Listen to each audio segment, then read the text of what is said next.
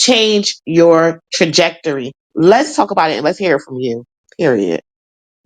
Yeah, I would say, let me give you, I'm gonna give you the quote unquote of when I felt like that. I gotta look up the album to see what year it got released so I could tell you. Give me like 10 seconds. Hold on. You got it. It's about you tonight, sweetie. Let's go. Yeah, cause I'm just trying to get the exact year so I won't just be telling you, man.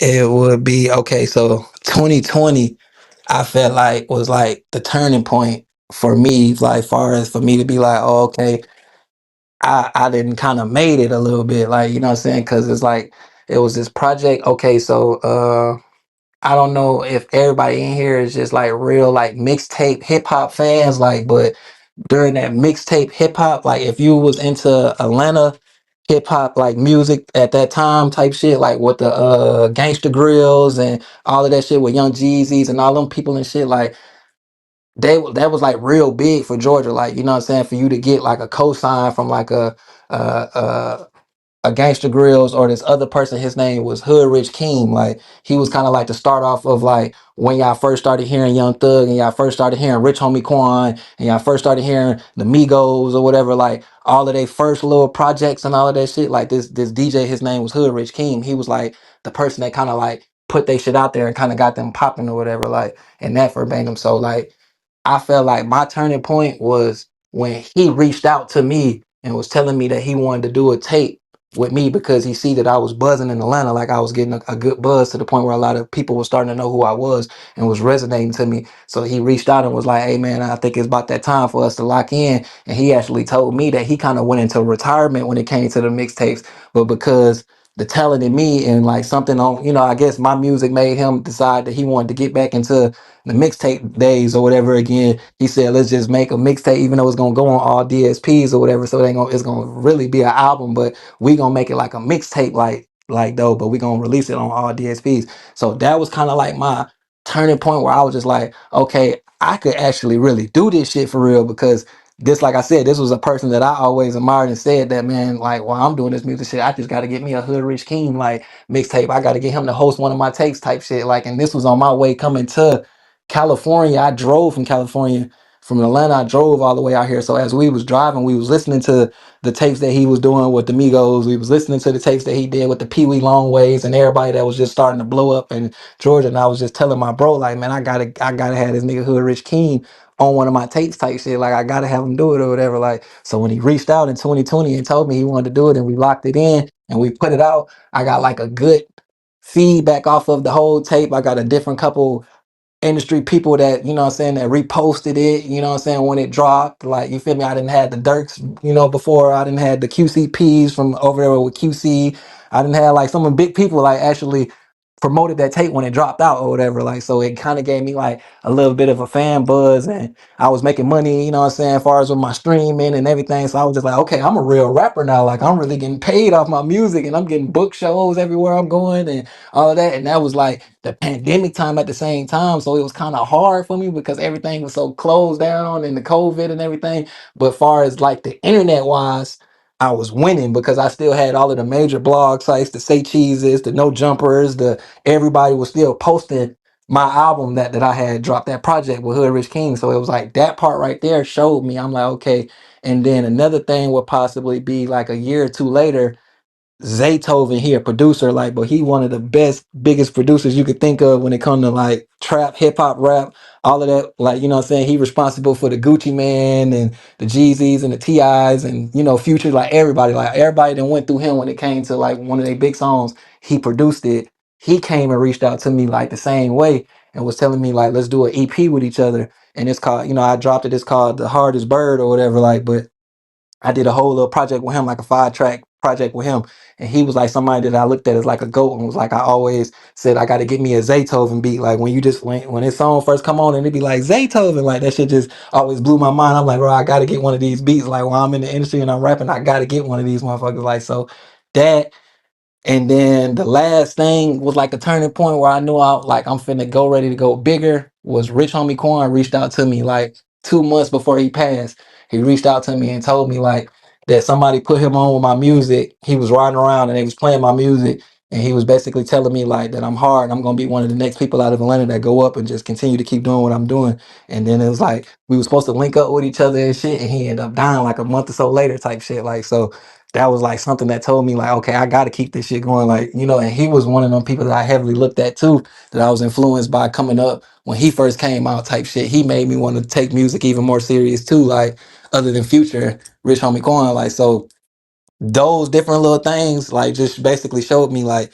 that I'm in the right space, like that I'm doing what I need to do. I just got to continue to keep applying pressure, and eventually what pressure do, bust pipes. Eventually I'm a be that big name that's just like them. You know what I'm saying? It's just gonna take a little time. God don't never tell you exactly when it's gonna happen, but he always come on time. So I know eventually, I'm gonna be right there next to them greats, and people gonna be looking up to me. You know what I'm saying? And wishing that they could rap like me or be like me. Like so those was like just a couple of them. I got a lot of them, but those just a couple of them that I could think of off the top of my head. Period. Thank you so much, Mr. 1K. I'm pass the mic back to the team. Shout out to Miss Ice Cold, it's Miss Given Batty, Mr. Josiah, Miss Mother, and Mr. Rocky. With that being said, it's back to y'all. Let's go.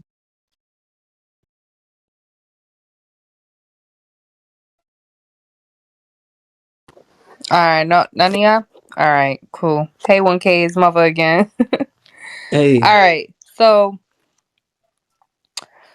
let's talk about your challenges and growth. What obstacles have you faced in your career, and how have you overcome them?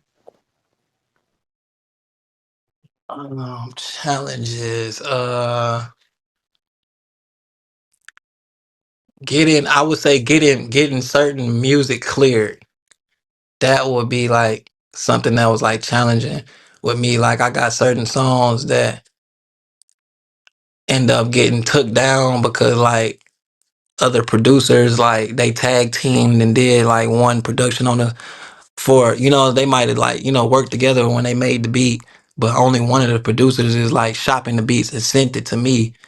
I record and make a song off of it and pay them, and then all of a sudden another producer is coming out of somewhere talking about this they beat and I owe them money, and end up I had situations like that a couple times like in my career where they end up getting my whole project took down off of like what they call that shit, a copyright infringement or something like that, where they'll take the whole like project down. Like Spotify, like all of them, they don't play none of that shit. The moment that they even get anything that's hitting them up saying something like that, they'll take your whole project down. So like one producer that's a sour apple that just couldn't get some of the money that the other producer already got paid for, and just they'll do that and get your whole thing took down type shit, and there's nothing that you can really do about it besides either take the song off the project and then re-put it back out. But once you do that, that fucks up your whole streaming thing. That fucks up everything. Like so, that was like something that always been a challenge with me, and that's like nowadays I be like real stern on when I do songs with producers, like when I go see some shit out of my email and I go contact them, like because a lot of times they have like their information or whatever that's right there in the email. It'll tell you like what's their Instagram, what's their number, all of that. So now when I come to getting ready to drop and release a project, like I'm finna release a project this month, and every producer that's on there, I gotta make sure that, hey, did you make this beat yourself? Like, who else is involved? I need 100% of all the information on everything when it comes to this shit, because I ain't going through none of that. Like, and I done been through that like a good 3 times, 4 times.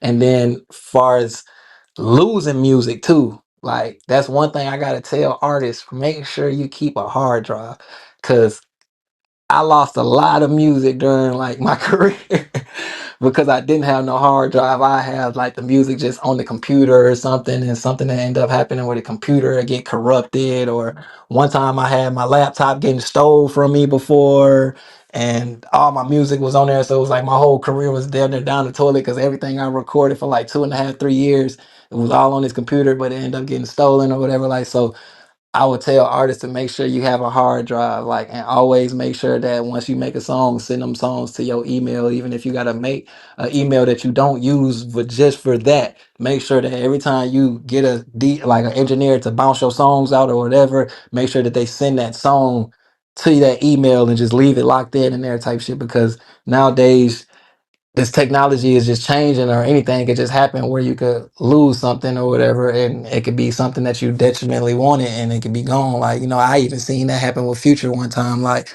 he was getting ready to drop a project that was harder than he made Beast Mode. That was like one of his big projects that he had dropped, but he actually had like a whole album that he was going to drop before that, that was like 10 times harder than Beast Mode. But his engineer for it, like slash DJ, got locked up in like London or something, and he couldn't even get the hard drive because they had it in their property, but London wouldn't let them release the property. So he ended up dropping the Beast Mode. He had to make a whole new tape, and they ended up with Beast